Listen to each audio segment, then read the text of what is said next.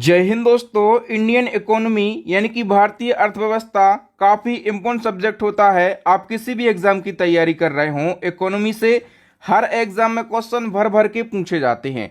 तो आज के इस वीडियो में हम इंडियन इकोनॉमी से जितने भी इम्पोर्टेंट क्वेश्चन बन सकते हैं, जो क्वेश्चन प्रीवियस कई एग्जाम में पूछे भी गए हैं, उन सभी क्वेश्चन को हम बिल्कुल डिटेल में और आसान भाषा में डिस्कस करेंगे। तो आइए दोस्तों, बिना किसी देरी के शुरुआत कर लेते हैं नंबर फर्स्ट क्वेश्चन से। और नंबर फर्स्ट क्वेश्चन है, मानव की आर्थिक गतिविधियों का अध्ययन क्या कहलाता है। तो मानव की आर्थिक गतिविधियों का अध्ययन ये अर्थशास्त्र यानी कि इकोनॉमी कहलाता है। ओके, हम बात करें नेक्स्ट क्वेश्चन की। तो आधुनिक अर्थशास्त्र का जनक किसे कहा जाता है। आधुनिक अर्थशास्त्र का जनक कहा जाता है एडम स्मिथ के लिए। दी वेल्थ ऑफ नेशन नामक पुस्तक किसने लिखी है। तो ये एडम स्मिथ ने लिखी है। 1776 में ये पुस्तक प्रकाशित हुई थी। ओके, जब किसी देश को उसकी समस्त आर्थिक क्रियाओं के संदर्भ में परिभाषित करते हैं तो उसको क्या कहते हैं, उसको अर्थशास्त्र यानी कि इकोनॉमी कहते हैं। नेक्स्ट हमारा क्वेश्चन है, भारतीय अर्थव्यवस्था का जनक किसे माना जाता है। भारतीय अर्थव्यवस्था का जनक माना जाता है पीवी नरसिम्हा राव के लिए। स्टार मार्क कर लीजिए, ये क्वेश्चन आपके एग्जाम में पूछा ही जाएगा। उदारीकरण का जनक किसे कहा जाता है। डॉक्टर मनमोहन सिंह के लिए। अर्थशास्त्र में नोबेल पुरस्कार पाने वाले पहले भारतीय अर्थशास्त्री कौन है। अमर्त्य सेन। और अमर्त्य सेन को अर्थशास्त्र का नोबेल पुरस्कार 1998 में दिया गया था। अब बताइए, अमर्त्य सेन को भारत रत्न कब दिया गया था। तो भारत रत्न एक साल बाद 1999 में दिया गया था।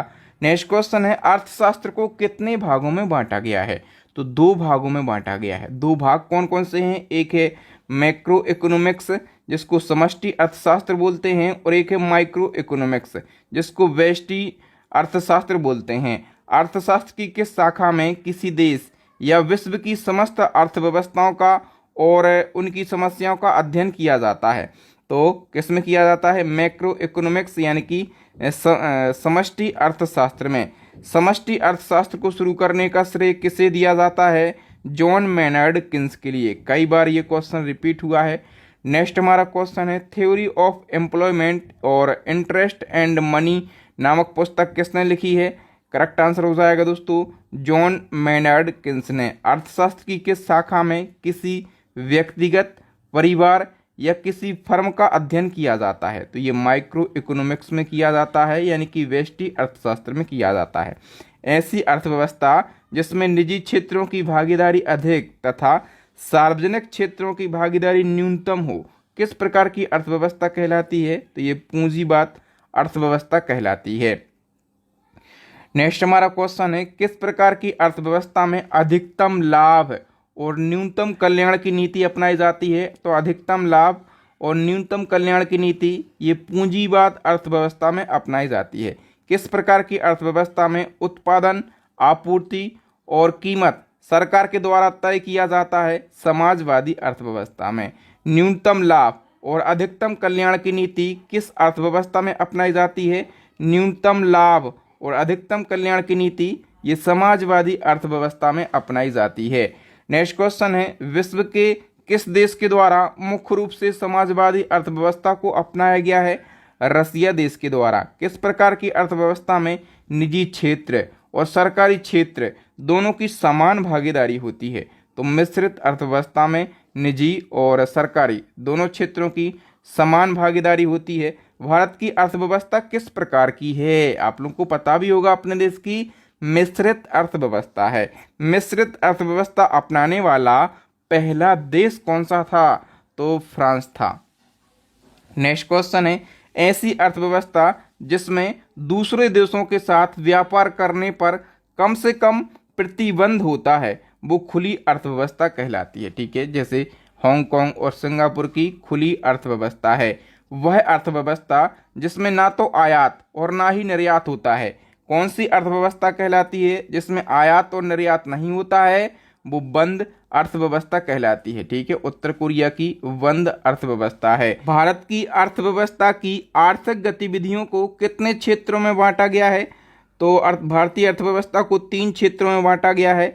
एक प्राथमिक क्षेत्र, द्वितीयक क्षेत्र और तृतीयक क्षेत्र। ओके, हम बात करें कि अर्थव्यवस्था का वह कौन सा क्षेत्र प्रत्यक्ष रूप से पर्यावरण पर निर्भर करता है। तो जो प्राथमिक क्षेत्र है ये पर्यावरण पर निर्भर करता है, जैसे भूमि, जल, वनस्पति, खनिज, कृषि, पशुपालन, मत्स्य पालन और खनन। ठीक है, ये प्राथमिक क्षेत्र के अंतर्गत आते हैं और ये पूर्णतः पर्यावरण पर निर्भर करते हैं। ओके, अर्थव्यवस्था का कौन सा क्षेत्र वस्तुओं के विनिर्माण से संबंधित है? तो जो द्वितीय क्षेत्र है ये वस्तुओं के विनिर्माण से संबंधित है।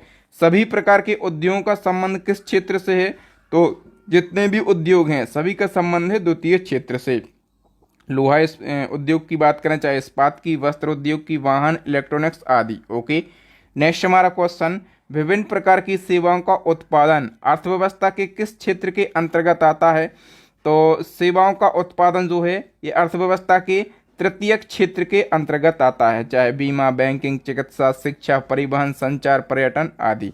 भारतीय अर्थव्यवस्था में सकल राष्ट्रीय उत्पाद में सबसे अधिक योगदान किस क्षेत्र का है? तो भारतीय अर्थव्यवस्था में सबसे ज़्यादा योगदान है तृतीय क्षेत्र, या फिर हम इसको सेवा क्षेत्र भी बोल सकते हैं। ठीक है, मानव विकास सूचकांक यानी कि एसडीआई। एसडीआई यानी कि ह्यूमन डेवलपमेंट इंडेक्स किसके द्वारा जारी किया जाता है? तो यूएनडीपी के द्वारा जारी किया जाता है। यूएनडीपी यानी कि यूनाइटेड नेशन डेवलपमेंट प्रोग्राम के द्वारा मानव विकास सूचकांक जारी किया जाता है। इसमें भी आप स्टार मार्क कर लीजिए। ये क्वेश्चन भी 50 बार रिपीट हुआ है। ओके, इसी क्रम में एक और क्वेश्चन पूछा जाएगा कि जो एचडीआई है, ह्यूमन डेवलपमेंट इंडेक्स है, मानव विकास सूचकांक है, किसके द्वारा ये विकसित किया गया? तो ये महबूब उल हक के द्वारा डेवलप किया गया। कब? 1990 में। जो महबूब उल हक हैं, ठीक है, ये कौन है? ये पाकिस्तानी अर्थशास्त्री हैं। ठीक है, और इन्हीं ने एसडीआई को डेवलप किया था। मिश्रित अर्थव्यवस्था की संकल्पना किस अर्थशास्त्री के विचारों से प्रेरित है? करेक्ट आंसर हो जाएगा जॉन मेनार्ड किन्स। अर्थव्यवस्था में नोबेल पुरस्कार प्राप्त करने वाले भारतीय मूल के दूसरे व्यक्ति कौन हैं? अभिजीत बनर्जी, और इनको दिया गया था 2019 में। और पहले व्यक्ति मैं आपको बता ही चुका हूं कौन है, अमर्त्य सेन, और इनको 1998 में अर्थशास्त्र का नोबेल पुरस्कार दिया गया था। नेक्स्ट हमारा क्वेश्चन है, किस अर्थव्यवस्था में राष्ट्रीय आय और प्रति व्यक्ति आय एक निर्धारित स्तर से ऊपर पाई जाती है? विकसित अर्थव्यवस्था में। हस्तक्षेप का सिद्धांत ये पूछा जाता है। ठीक है, हस्तक्षेप का सिद्धांत किसने प्रतिपादित किया था? एडम स्मिथ ने। गांधीवादी अर्थव्यवस्था किस सिद्धांत पर आधारित है? ये क्वेश्चन भी पूछा जाता है। तो ये जो है ये न्यास सिद्धांत पर आधारित है, यानी कि ट्रस्टीशिप थ्योरी पर आधारित है। नेक्स्ट हमारा क्वेश्चन है, समाजवादी अर्थव्यवस्था का जनक किसे माना जाता है? करेक्ट आंसर हो जाएगा दोस्तों कार्ल मार्क्स के लिए। भारतीय अर्थव्यवस्था के उदारीकरण का अग्रदूत किसे कहा जाता है? डॉक्टर मनमोहन सिंह के लिए, भारत के पूर्व प्रधानमंत्री हैं। ठीक है, और ये प्रसिद्ध अर्थशास्त्री हैं। किसी अर्थव्यवस्था में होने वाले मात्रात्मक परिवर्तन को क्या कहते हैं? आर्थिक समृद्धि कहते हैं। ठीक है, यानी कि इकोनॉमिक ग्रोथ कहते हैं। नेक्स्ट क्वेश्चन, प्रति व्यक्ति समग्र उत्पादन और प्रति व्यक्ति भौतिक पूंजी में वृद्धि क्या दर्शाती है? ये आर्थिक समृद्धि को दर्शाती है।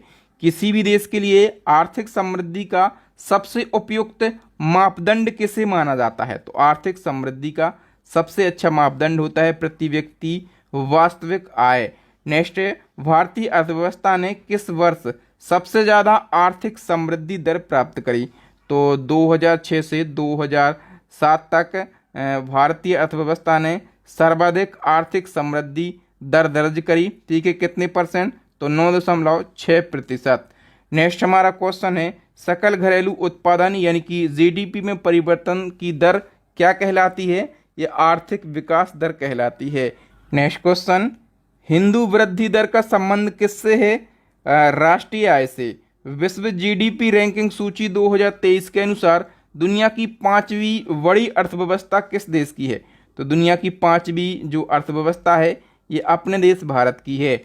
नेक्स्ट क्वेश्चन है, राष्ट्रीय प्रतिदर्श सर्वेक्षण संगठन की स्थापना किस वर्ष हुई थी? 1950 में।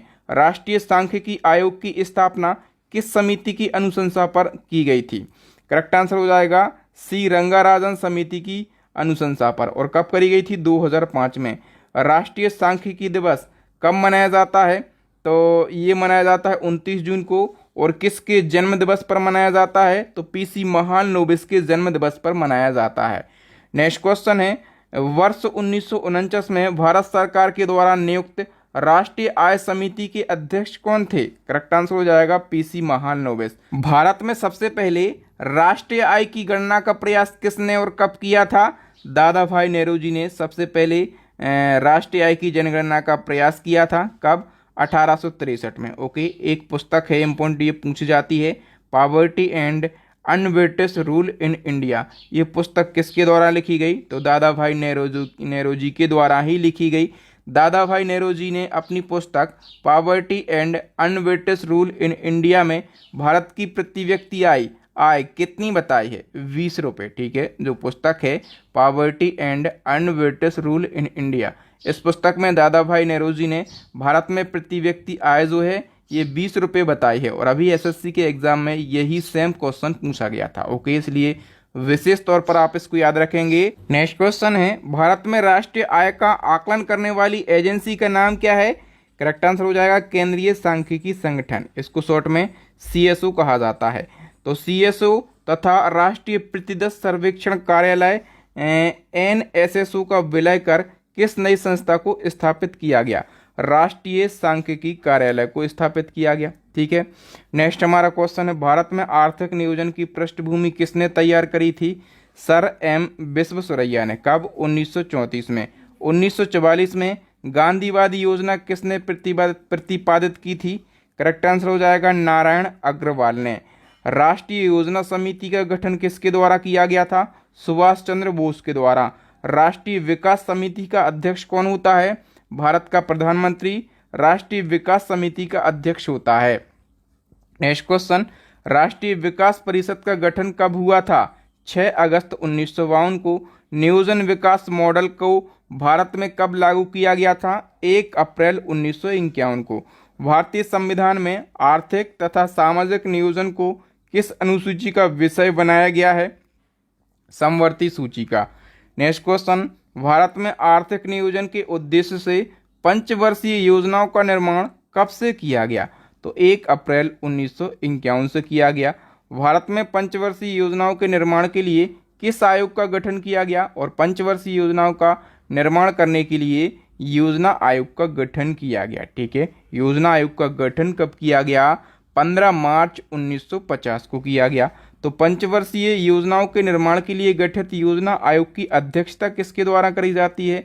योजना आयोग की अध्यक्षता प्रधानमंत्री के द्वारा करी जाती है। ठीक है, नेक्स्ट वन की हम बात करें, किसके द्वारा पंचवर्षीय योजनाओं को मंजूरी दी जाती है?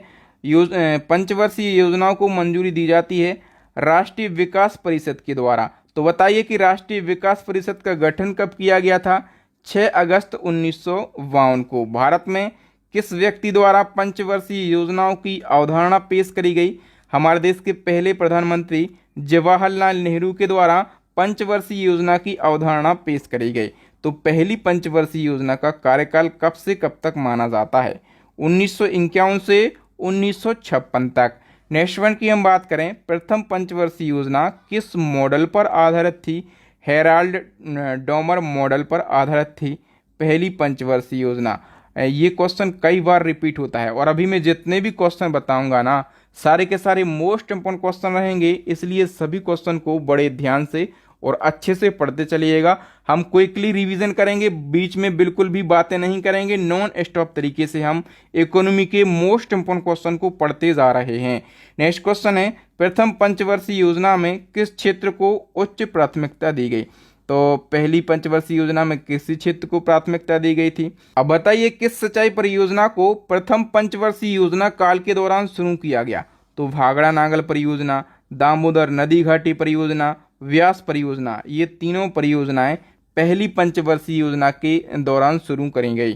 दोस्तों इसी प्रकार से यदि आप स्टैटिक जीके के सभी सब्जेक्ट को पढ़ना चाहते हैं तो हमारी 1-2 दिन में स्टैटिक जीके की ई बुक लॉन्च होने वाली है। अभी हमारे पास कौन कौन सी ई बुक हैं? तो अभी हमारे पास जनरल साइंस की टॉपिक वाइज ई बुक मिल जाएगी और करंट अफेयर्स की अपडेट ई बुक मिल जाएगी टॉपिक वाइज, और इम्पोर्टेंट क्वेश्चन रहेंगे बिल्कुल डिटेल में। तो अपनी एग्जाम में तैयारी को बेहतरीन बनाने के लिए, अच्छा स्कोर करने के लिए, सिलेक्शन लेने के लिए हमारी ई बुक को जरूर बाय कर लीजिए। ई बुक का लिंक मिल जाएगा वीडियो के डिस्क्रिप्शन में। स्टेटिक जीके की जो ई बुक है सब्जेक्ट वाइज, ये कुछ ही दिनों में आ जाएगी। ओके, नेक्स्ट क्वेश्चन है, किस देश से भारत में पंचवर्षीय योजनाओं को अपनाया गया?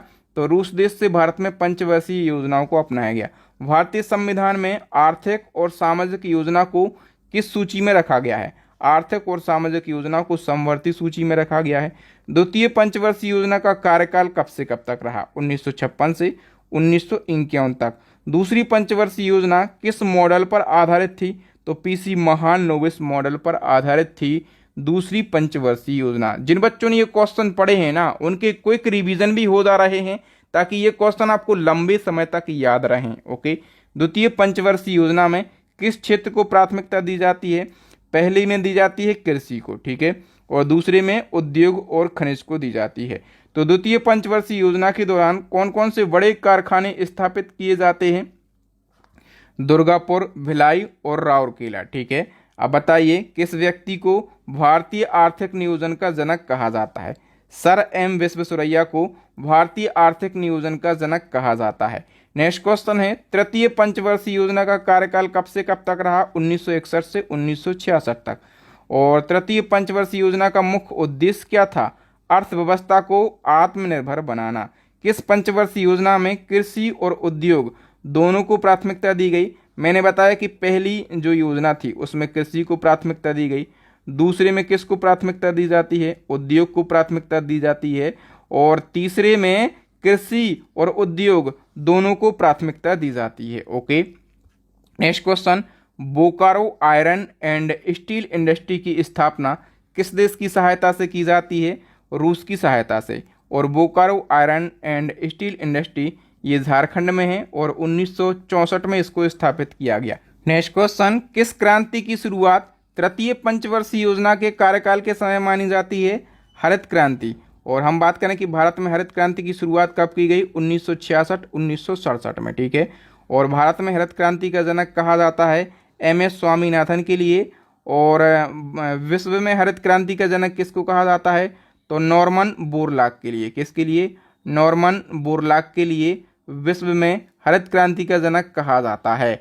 नेक्स्ट वन की हम बात करें तो तृतीय पंचवर्षीय योजना के असफल होने का मुख्य कारण क्या था? तो तीसरी पंचवर्षीय योजना जो है ये लगभग असफल रही और इसके मुख्य 3 कारण थे। एक तो भारत और चाइना का युद्ध चल रहा था, ठीक है, और भारत और पाकिस्तान का युद्ध भी हुआ 1965 में, और अभूतपूर्व सूखा भी पड़ा। तो ये 3 मुख्य कारण माने जाते हैं, इन्हीं के कारण तीसरी पंचवर्षीय योजना असफल रही। और चौथी पंचवर्षीय योजना का कार्यकाल 1969 से 1974 तक रहा। किस पंचवर्षीय योजना के समय कृषि वृद्धि दर सबसे अधिक रही? तो चौथी पंचवर्षीय योजना में कृषि वृद्धि दर सबसे अधिक रही। ओके, चौथी पंचवर्षीय योजना में किस क्षेत्र को उच्च प्राथमिकता दी गई? तो मुद्रास्फीति को नियंत्रित करना और आर्थिक स्थिति में स्थिरता लाना। ओके, चौथी पंचवर्षीय योजना किस मॉडल पर आधारित थी? तो आर.डी. गॉडविल मॉडल पर आधारित थी। किस क्रांति का प्रारंभ चतुर्थ पंचवर्षीय योजना के कार्यकाल में हुआ है? करेक्ट आंसर हो जाएगा श्वेत क्रांति, ठीक है, और इसी को ऑपरेशन फ्लड के नाम से भी जाना जाता है। नेक्स्ट है, गरीबी उन्मूलन तथा आत्मनिर्भरता की प्राप्ति किस पंचवर्षीय योजना का मुख्य उद्देश्य था? पांचवी पंचवर्षीय योजना। पांचवी पंचवर्षीय योजना का कार्यकाल कब से कब तक रहा? 1974 से 1978 तक। छठी पंचवर्षीय योजना का कार्यकाल 1980 से 1985 तक रहा। और छठी पंचवर्षीय योजना का मुख्य उद्देश्य गरीबी उन्मूलन और रोजगार में वृद्धि था। नेक्स्ट क्वेश्चन है, लुढ़कती हुई योजना का संबंध किस योजना से है?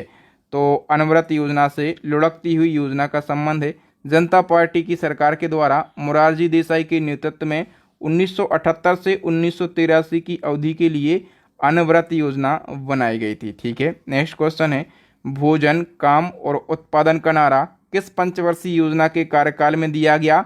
सातवीं पंचवर्षीय योजना में। सातवीं पंचवर्षीय योजना का कार्यकाल 1985 से 1990 तक रहा। सातवीं पंचवर्षीय योजना निम्न में से किस मॉडल पर आधारित थी? तो डब्ल्यू मिलर मॉडल पर आधारित थी। सातवीं पंचवर्षीय योजना का मुख्य उद्देश्य क्या था? रोजगार के अधिक अवसर जुटाना, न्याय पर आधारित सामाजिक प्रणाली, देसी तकनीकी का विकास। नेक्स्ट है, किस योजना का आरंभ सातवीं पंचवर्षीय योजना के समय हुआ? तो जवाहर रोजगार योजना। इसकी शुरुआत सातवीं पंचवर्षीय योजना के समय हुई थी। नेक्स्ट क्वेश्चन है, किस पंचवर्षीय योजना के काल में प्रधानमंत्री रोजगार योजना की शुरुआत हुई थी? आठवीं पंचवर्षीय योजना में। आठवीं पंचवर्षीय योजना में किस क्षेत्र को सर्वोच्च प्राथमिकता दी गई? मानव संसाधन विकास, रोजगार का विकास, शिक्षा और जन स्वास्थ्य। नेक्स्ट क्वेश्चन है, किस पंचवर्षीय योजना के अंतर्गत राष्ट्रीय महिला कोष की स्थापना की गई? राष्ट्रीय महिला कोष की स्थापना आठवीं पंचवर्षीय योजना में की गई। नेक्स्ट क्वेश्चन है, भारत सरकार द्वारा गरीब महिलाओं को संपत्ति निर्माण के लिए लघु ऋण उपलब्ध कराने के लिए किस संस्था की स्थापना की गई? राष्ट्रीय महिला कोष की स्थापना कब की गई? 1993 में। देश में गरीबी और बेरोजगारी को समाप्त करना किस पंचवर्षीय योजना का मुख्य उद्देश्य था? 10वीं पंचवर्षीय योजना। तीव्रतम और समावेशी विकास किस पंचवर्षीय योजना का मुख्य उद्देश्य था? 11वीं पंचवर्षीय योजना का। नेक्स्ट है, योजना आयोग को खत्म करके नीति आयोग का गठन किया जाता है। ठीक है, कब किया जाता है? 12वीं पंचवर्षीय योजना के दौरान। और 12वीं पंचवर्षीय योजना रही है 2012 से 2017 तक। ठीक है, कितनी पंचवर्षीय योजना बनी? 12 पंचवर्षीय योजना ही बन सकी। ठीक है, इसके बाद योजना आयोग के स्थान पर नीति आयोग का गठन कर दिया जाता है। तो नीति आयोग का गठन कब किया जाता है? 1 जनवरी 2015 को। और नीति आयोग में जो नीति टर्म है इसका फुल फॉर्म भी पूछा जाता है, national institution for transforming India. NITI Aayog का पदेन अध्यक्ष कौन होता है? जो तत्कालीन प्रधानमंत्री होते हैं। अभी आप कमेंट करके बताइए कि वर्तमान में नीति आयोग के अध्यक्ष कौन हैं। ओके, सर्व शिक्षा अभियान की शुरुआत किस पंचवर्षीय योजना में हुई थी? करेक्ट आंसर हो जाएगा दोस्तों 9वीं पंचवर्षीय योजना में। ठीक है, जो सर्व शिक्षा अभियान है ये 1901 में शुरू किया गया था। और 9वीं पंचवर्षीय योजना का कार्यकाल 1997 से 2002 तक रहा। नेक्स्ट क्वेश्चन है, नाबार्ड तथा एग्जिम बैंक की स्थापना किस पंचवर्षीय योजना के कार्यकाल में हुई? 6ठी पंचवर्षीय योजना में। भारत में सर्वप्रथम कागजी मुद्रा यानी कि पेपर मनी की शुरुआत किस वर्ष की गई थी? 1862 में। विदेशी मुद्रा जिसमें त्वरित प्रवास की प्रवृत्ति होती है, ऐसी मुद्रा क्या कहलाती है? करेक्ट आंसर हो जाएगा हॉट मनी यानी कि गर्म मुद्रा। नेक्स्ट क्वेश्चन है, स्मार्ट मनी या प्लास्टिक मनी शब्द का प्रयोग किसके लिए किया जाता है? क्रेडिट या फिर डेबिट कार्ड के लिए। बिटकॉइन क्रिप्टो करेंसी का प्रचलन किसने शुरू किया था? मोस्ट इंपॉर्टेंट क्वेश्चन है, ये आप जरूर याद रखना। जो बिटकॉइन क्रिप्टो करेंसी है, जो क्रिप्टो करेंसी है ये कई प्रकार की है। ठीक है, उन प्रकारों में से एक बिटकॉइन भी है जो कि सबसे प्रचलित है। और इसकी शुरुआत की थी सातोशी नाकामोतो ने। ठीक है, इनका निधन हो गया है। नेक्स्ट क्वेश्चन है, भारतीय रुपया किस वर्ष तक 16 आनों में विभाजित था? तो 1957 तक जो भारतीय रुपया है ये 16 आनों में विभाजित था। ठीक है, नेक्स्ट है, आरबीआई द्वारा जारी नोटों में कुल कितनी भाषाओं का प्रयोग किया जाता है? तो आरबीआई जो नोट्स जारी करती है उसमें टोटल 17 भाषाओं का प्रयोग किया जाता है। नेक्स्ट क्वेश्चन है, वह मुद्रा जिसका वास्तविक एवं अंकित मूल्य बराबर हो उसे क्या कहते हैं? उसे प्रमाणिक मुद्रा कहते हैं, स्टैंडर्ड मनी कहते हैं। विशेष आहरण अधिकार किस प्रकार की मुद्रा का एक उदाहरण है? ये कृत्रिम मुद्रा यानी कि आर्टिफिशियल मनी का उदाहरण है। भारत में मुद्रा गुणक को किस रूप में परिभाषित किया जाता है? आरक्षित मुद्रा के रूप में। Next question, postal order, demand draft तथा चेक किस प्रकार की मुद्रा के प्रकार हैं? करेक्ट आंसर हो जाएगा ऐच्छिक मुद्रा यानी कि ऑप्शनल मनी। मुद्रा प्रसार से क्या तात्पर्य है? अर्थव्यवस्था में ऊंची कीमतों का होना। भारत में सिक्कों की ढलाई किन स्थानों पर होती है? तो 4 ऐसे स्थान हैं भारत में जहां पर सिक्कों की ढलाई की जाती है। एक मुंबई है, कोलकाता है, हैदराबाद है और नोएडा है। ओके, नेक्स्ट हमारा क्वेश्चन है, भारत में 1 रुपये का नोट किसके द्वारा जारी किया जाता है? तो 1 रुपये का नोट वित्त मंत्रालय के द्वारा जारी किया जाता है। और 1 रुपये का नोट चूंकि वित्त मंत्रालय के द्वारा जारी किया जाता है तो इस पे वित्त सचिव की सिग्नेचर होते हैं, ठीक है। ये हमेशा क्वेश्चन पूछा जाता है।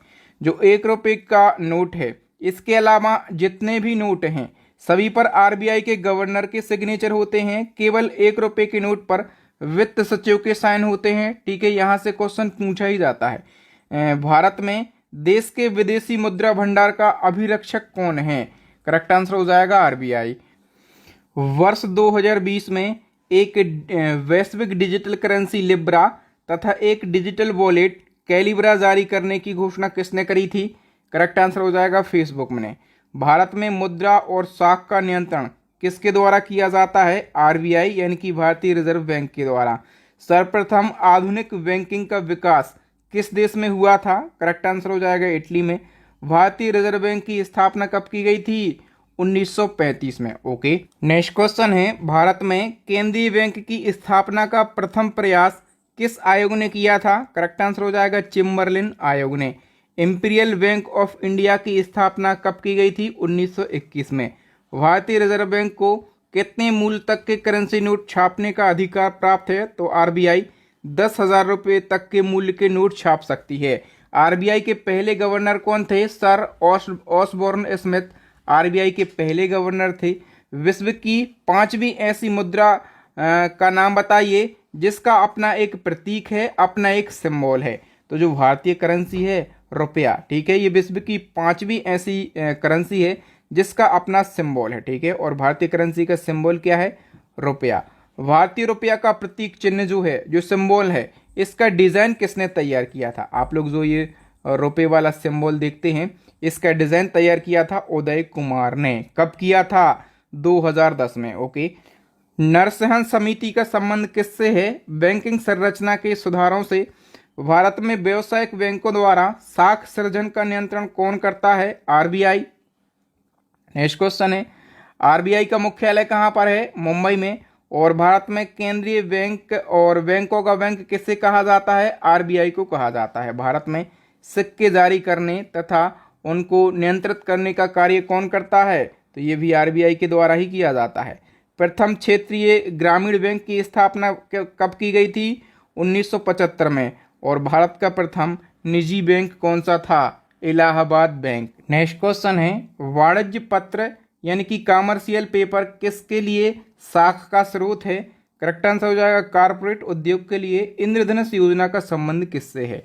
बैंकों में वित्तीय सुधार से। भारतीय रिजर्व बैंक यानी कि आरबीआई का लेखा वर्ष की अवधि क्या होती है? 1 जुलाई से 30 जून तक। वर्ष 2008 में वित्तीय क्षेत्रों में सुधार हेतु जिस समिति का गठन किया गया था उसके अध्यक्ष कौन थे? रघुराम राजन। नेक्स्ट क्वेश्चन है, वाणिज्यिक बैंक किस सूची के अंतर्गत आते हैं? तो वाणिज्यिक बैंक जो है ये संघ सूची के अंतर्गत आते हैं। विश्व का प्रथम केंद्रीय बैंक कौन सा था? तो स्वीडिश रिक्स बैंक, ठीक है, ये स्वीडन का बैंक है। ये विश्व का प्रथम केंद्रीय बैंक था। इसकी स्थापना 1668 में हुई थी। आरबीआई के प्रथम भारतीय गवर्नर कौन थे? सीडी देशमुख। और इनका कार्यकाल 1943 से 1949 तक माना जाता है। नेक्स्ट क्वेश्चन है, आरबीआई किस प्रणाली के तहत करेंसी नोट जारी करता है? करेक्ट आंसर हो जाएगा नियत न्यूनतम आरक्षण प्रणाली। भारतीय रिजर्व बैंक को कुल कितना रिजर्व कोष अपने पास रखना होता है? तो आरबीआई को 200 करोड़ रुपए का रिजर्व कोष अपने पास में रखना होता है। किस आयोग की सिफारिश पर आरबीआई की स्थापना की गई थी? हिल्टन यंग आयोग की सिफारिश पर आरबीआई की स्थापना की गई थी, ठीक है, मोस्ट इंपॉर्टेंट है। और हम बात करें कि आरबीआई का राष्ट्रीयकरण कब किया गया था? तो आरबीआई का राष्ट्रीयकरण किया गया था 1 जनवरी 1949 को। और जब आरबीआई का राष्ट्रीयकरण किया गया तो उस समय आरबीआई के गवर्नर थे सीडी देशमुख। ये क्वेश्चन भी पूछा जाता है। आरबीआई का राष्ट्रीयकरण 1 जनवरी 1949 को किया गया और उस समय जो गवर्नर हैं आरबीआई के वो सीडी देशमुख थे। सीडी देशमुख का कार्यकाल 11 अगस्त 1943 से 30 जून 1949 तक रहा। तो जब आरबीआई का राष्ट्रीयकरण किया गया तो उस समय गवर्नर सीडी देशमुख ही थे। कोई भी बैंक अपनी शाखा का स्थानांतरण किसकी अनुमति के बिना नहीं कर सकता? आरबीआई जब तक नहीं कहेगी कोई भी बैंक अपनी शाखा का स्थानांतरण नहीं कर सकता। नेक्स्ट क्वेश्चन है, भारत के विदेशी व्यापार से संबंधित आंकड़े किसके द्वारा एकत्रित और प्रकाशित किए जाते हैं आरबीआई के द्वारा। भारत का पहला व्यापारिक बैंक कौन सा था? जनरल बैंक ऑफ इंडिया, और ये 1786 में स्थापित किया गया था। बैंक ऑफ हिंदुस्तान की स्थापना कब की गई थी? 1790 में। भारतीयों द्वारा प्रबंधित सीमित दायित्व का प्रथम भारतीय बैंक कौन सा था? अवध कमर्शियल बैंक, 1881 में इसकी स्थापना होती है। नेक्स्ट क्वेश्चन है, पूर्ण रूप से भारतीयों द्वारा प्रबंधित बैंक कौन सा था? करेक्ट आंसर हो जाएगा पंजाब नेशनल बैंक। और पीएनबी की स्थापना की गई थी 1894 में। और बैंक ऑफ बंगाल की स्थापना की गई थी 1806 में। कुछ एक बैंकों को हम स्थापना वर्ष से समझ लेते हैं क्योंकि ये पूछे जाते हैं। बैंक ऑफ बॉम्बे की स्थापना की गई थी 1840 में। बैंक ऑफ मद्रास की स्थापना की गई थी 1843 में। और इसी क्रम में किन तीन बैंकों को मिलाकर इंपीरियल बैंक ऑफ इंडिया की स्थापना की गई?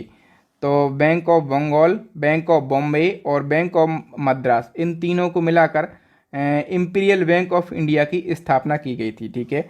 और 1955 में इंपीरियल बैंक का राष्ट्रीयकरण किया गया। ठीक है। और इंपीरियल बैंक का जब राष्ट्रीयकरण किया गया तो इसी को स्टेट बैंक ऑफ इंडिया यानी कि एसबीआई के नाम से जाना लगा। ठीक है। नेक्स्ट क्वेश्चन है, किस वर्ष 8 क्षेत्रीय बैंकों का राष्ट्रीयकरण करके इन्हें स्टेट बैंक के सहायक का दर्जा दिया गया? तो 8 क्षेत्रीय बैंकों का राष्ट्रीयकरण किया गया वर्ष 1959 में। और इन 8 क्षेत्रीय बैंकों को एसबीआई बैंक के सहायक का दर्जा दिया गया। नेक्स्ट क्वेश्चन है, एसबीआई की विज्ञापन पंक्ति क्या है? करेक्ट आंसर हो जाएगा विथ यू ऑल दी वे। भारत का सबसे बड़ा व्यापारिक बैंक कौन सा है? एसबीआई यानी कि स्टेट बैंक ऑफ इंडिया। और एसबीआई जो है इसका हेडक्वार्टर मुंबई में है और इसकी स्थापना 1 जुलाई 1955 में करी गई थी। नेक्स्ट क्वेश्चन है, भारत में कितने करेंसी नोट छापने की प्रेस है? ये बहुत ही इंपॉर्टेंट क्वेश्चन है। तो भारत में 4 मुद्रण आलय हैं, या फिर हम कह सकते हैं कि करेंसी नोट छापने की प्रेस कितनी है? 4 हैं। ठीक है। कहाँ कहाँ हैं? एक मध्य प्रदेश के देवास में है, दूसरा महाराष्ट्र के नासिक में है, कर्नाटक के मैसूर में है और पश्चिम बंगाल के सालबोनी में है। ठीक है। ये 4 जो हैं ये करेंसी नोट छापने की प्रेस हैं या फिर मुद्रणालय हैं। ओके। नेक्स्ट वन की हम बात करें तो सिंपली क्लिक क्रेडिट कार्ड योजना किस बैंक के द्वारा शुरू करी गई? एसबीआई के द्वारा। भारत में प्रथम महिला बैंक की स्थापना कब और कहाँ की गई? तो प्रथम महिला बैंक की स्थापना करी गई 19 नवंबर 2013 को, और कहाँ पर? मुंबई में। नेक्स्ट क्वेश्चन है, भारत के किस बैंक ने सबसे पहले चीन में अपनी शाखा स्थापित करी? तो चीन में सबसे पहले भारत के एसबीआई बैंक ने अपनी शाखा स्थापित करी। भारत में पहला इस्लामिक बैंक कहाँ स्थापित किया गया था? केरला के कोची में। प्रथम बैंक क्रेडिट कार्ड कब और किस देश द्वारा निर्गत किया गया था? करेक्ट आंसर हो जाएगा बैंक ऑफ अमेरिका के द्वारा। और कब? 1959 में। नेक्स्ट क्वेश्चन है, भारत के किस व्यावसायिक बैंक ने सबसे पहले चलती फिरती एटीएम सेवा शुरू करी? तो सबसे पहले मोबाइल एटीएम सेवा ये शुरू करी आईसीआईसीआई बैंक ने। क्षेत्रीय ग्रामीण बैंक की स्थापना कब की गई? 2 अक्टूबर 1975 को। और कुछ एक बैंकों की स्थापना जो कि पूछी ही जाती है, जैसे नाबार्ड बैंक की स्थापना पूछी जाती है 1982 में, और नाबार्ड का मुख्यालय भी पूछा जाता है मुंबई में। ओके। और नाबार्ड का फुल फॉर्म तो पूछा ही जाता है, national bank for agriculture and rural development इसका फुल फॉर्म होता है। नेक्स्ट क्वेश्चन है, बैंकों के पूंजी पर्याप्तता के मापन के लिए किस अंतर्राष्ट्रीय मानक का प्रयोग किया जाता है? बेसल मानक का प्रयोग किया जाता है। किस समिति की अनुशंसा पर नाबार्ड की स्थापना की गई थी? ये क्वेश्चन कई बार पूछा जाता है। शिवरमन सिंह समिति की सिफारिश पर नाबार्ड की स्थापना की गई थी 1982 में। ग्रामीण अवसंरचना विकास कोष का संचालन कौन करता है? नाबार्ड ही करता है। नेक्स्ट क्वेश्चन है, किस समिति की अनुशंसा पर भारत में जोखिम परिसंपत्तियों के 9% न्यूनतम पूंजी पर्याप्तता का प्रावधान किया गया? करेक्ट आंसर हो जाएगा नरसिम्हन समिति। कर्जा को लौटाने में समर्थ होने के बावजूद जानबूझकर कर्ज न लौटाने वाले ऋणी को किस नाम से जाना जाता है? तो जो कर्जा ले लेता है, ठीक है, और जानबूझकर कर्ज नहीं लौटाता, ऐसे ऋणी को इरादतन चूक करता यानी कि विलफुल डिफाल्टर के नाम से जाना जाता है। आयात निर्यात बैंक, एग्जिम बैंक कब स्थापित हुआ था? 1982 में। नेक्स्ट क्वेश्चन है, बैंकों में जमा राशि बढ़ने पर मुद्रा आपूर्ति पर क्या प्रभाव पड़ता है? तो यदि बैंकों में जमा राशि बढ़ेगी तो मुद्रा आपूर्ति क्या होगी? ये भी बढ़ेगी। रेखी समिति का संबंध किससे है? अप्रत्यक्ष कर के संबंध में सुझाव दिए थे रेखी समिति ने। जब निश्चित समयावधि में अधिकांश वस्तुओं और सेवाओं के मूल्यों में सामान्य स्तर से अधिक वृद्धि होने लगती है तो उसको कहा जाता है मुद्रास्फीति, याद रखना। और हम बात करें कि भारत में मुद्रास्फीति दर का मापन किस आधार पर किया जाता है? तो उपभोक्ता मूल्य सूचकांक, थोक मूल्य सूचकांक तथा श्रमिक के जीवन निर्वाह सूचकांक के आधार पर मुद्रास्फीति दर का मापन किया जाता है। औद्योगिक कर्मकारों के लिए उपभोक्ता कीमत सूचकांक कौन जारी करता है? तो उपभोक्ता कीमत सूचकांक श्रम ब्यूरो के द्वारा जारी किया जाता है। जब वस्तुओं के मूल्य में वृद्धि होती है तो मुद्रा के मूल्य में कमी किस कारण से आती है? तो मुद्रास्फीति के कारण से आती है। ओके, नेक्स्ट क्वेश्चन है, मुद्रास्फीति और बेरोजगारी दर के मध्य में संबंध किसके द्वारा दर्शाया जाता है? करेक्ट आंसर हो जाएगा दोस्तों फिलिप्स वक्र के द्वारा, फिलिप्स कर्व के द्वारा। वाणिज्यिक बैंक सरकार को किस माध्यम से उधार देता है? तो सांविधिक तरलता अनुपात के माध्यम से। भारत में व्यापारिक बैंकों की देनदारियों में सबसे महत्वपूर्ण अंश किसका होता है? करेक्ट आंसर हो जाएगा दोस्तों सावधि जमाए का। नेक्स्ट हमारा क्वेश्चन है, हेलीकॉप्टर मुद्रा की अवधारणा का प्रतिपादन सर्वप्रथम किस अमेरिकी अर्थशास्त्री ने किया था? ये क्वेश्चन भी अभी रिसेंटली रिपीट हुआ है। तो मिल्टन फ्रीडमैन नाम के अर्थशास्त्री हैं अमेरिकी, और इन्होंने ही हेलीकॉप्टर मुद्रा की अवधारणा का प्रतिपादन किया था। वह स्थिति जब मुद्रास्फीति और मुद्रा अपस्फीति की अवस्था साथ साथ उपस्थित हो उसे क्या कहा जाता है? तो मुद्रास्फीति और मुद्रा अपस्फीति दोनों एक साथ साथ हों, ठीक है, तो इसको कहा जाता है स्क्यूफ्लेशन। क्या कहा जाता है? स्क्यूफ्लेशन कहा जाता है। मुद्रास्फीति एवं मंदी की एक साथ उपस्थिति क्या दर्शाती है? गतिहीन स्फीति दर्शाती है। नेक्स्ट क्वेश्चन है, ऋण की सीमा में परिवर्तन करना साख नियंत्रण की किस रीति के प्रयोग द्वारा संभव है? करेक्ट आंसर हो जाएगा गुणात्मक साख नियंत्रण। नेक्स्ट है, वस्तुओं एवं सेवाओं के सामान्य कीमत स्तर में सतत गिरावट किस कारण होती है? अपस्फीति के कारण। नेक्स्ट है, मौद्रिक नीतियों की समीक्षा कितने अंतराल पर की जाती है? करेक्ट आंसर हो जाएगा प्रत्येक 2 माह के अंतराल पर मौद्रिक नीतियों की समीक्षा की जाती है। नेक्स्ट क्वेश्चन है, नगद आरक्षित अनुपात और खुला बाजार कार्यवाही किसके साधन है? तो ये मौद्रिक नीति के साधन है। मौद्रिक नीति का निर्माण भारत में किसके द्वारा किया जाता है? आरबीआई के द्वारा मौद्रिक नीति का निर्माण किया जाता है। आरबीआई जिस दर पर वाणिज्यिक बैंकों को ऋण प्रदान करता है उसे क्या कहते हैं? तो देखिए दोस्तों ध्यान से समझना क्योंकि ये क्वेश्चन पूछा जाता है। आरबीआई वाणिज्यिक बैंकों को जिस दर से पैसे देता है या फिर ऋण देता है उसे कहा जाता है बैंक दर। क्या कहा जाता है? बैंक दर कहा जाता है, ठीक है। और अल्पकालीन आवश्यकताओं की पूर्ति हेतु जिस ब्याज दर पर कमर्शियल बैंक रिजर्व बैंक से ऋण प्राप्त करते हैं उसे क्या कहते हैं? तो इसको कहा जाता है रेपो रेट। क्या कहा जाता है? रेपो रेट कहा जाता है। और रेपो रेट का नियमन कौन करता है? आरबीआई करता है। अल्पकालीन अवधि के लिए जिस ब्याज दर पर आरबीआई के द्वारा कमर्शियल बैंकों से नकदी प्राप्त करी जाती है उसे क्या कहा जाता है? तो देखिए दोस्तों अब जो है आरबीआई कमर्शियल बैंकों से जो नकदी प्राप्त कर रहा है, ठीक है, मतलब कि जो लोन दिया था वो वापस ले रहा है, तो उसको क्या कहेंगे? उसको रिवर्स रेपो रेट कहेंगे। ओके, नेक्स्ट क्वेश्चन है, भारतीय रिजर्व बैंक के पास विभिन्न व्यावसायिक बैंकों की कुल जमा एवं आरक्षित राशि का निर्धारित भाग क्या कहलाता है? नगद आरक्षित अनुपात कहलाता है।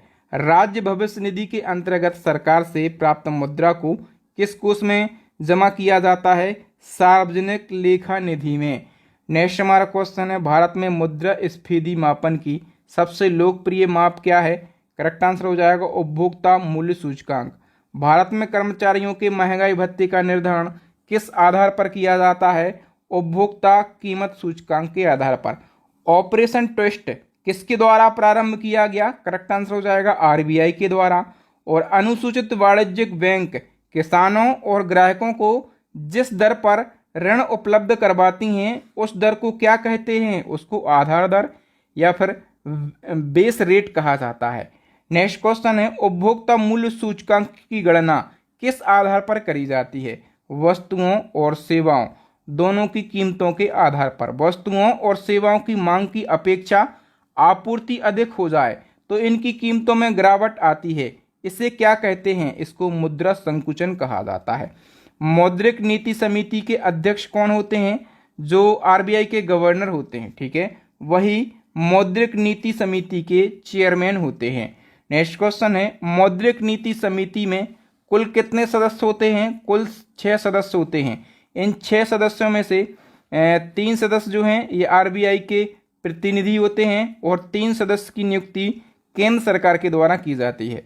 और मौद्रिक नीति समिति के अध्यक्ष कौन होते हैं? तो आरबीआई के जो प्रेजेंट टाइम पे गवर्नर हैं वो। ओके, वे ऋण जिनकी ब्याज दर परिवर्तनशील होती है वो क्या कहलाते हैं? फ्लोटिंग रेट लोन कहलाते हैं। औद्योगिक प्रतिभूतियों के अंतर्गत किसे शामिल किया जाता है? तो शेयर एयर डिवेंचर को शामिल किया जाता है। नेक्स्ट क्वेश्चन है, वे प्रतिभूतियां जिनकी परिपक्वता अवधि 365 दिन से अधिक हो जाती है तो क्या कहा जाता है? उनको बॉन्ड कहा जाता है। प्रारंभिक सार्वजनिक प्रस्ताव के माध्यम से विश्व में सर्वाधिक पूंजी जुटाने वाली कंपनी कौन सी है? एक सऊदी अरब की कंपनी है सऊदी अरामको, ठीक है। नेक्स्ट है, बुलिश और बेरिश अवधारणा किससे संबंधित है? तो शेयर मार्केट से रिलेटेड है। जो सेबी है जिसका फुल फॉर्म होता है भारतीय प्रतिभूति और विनिमय बोर्ड, और इंग्लिश में इसको कहते हैं security and exchange board of India.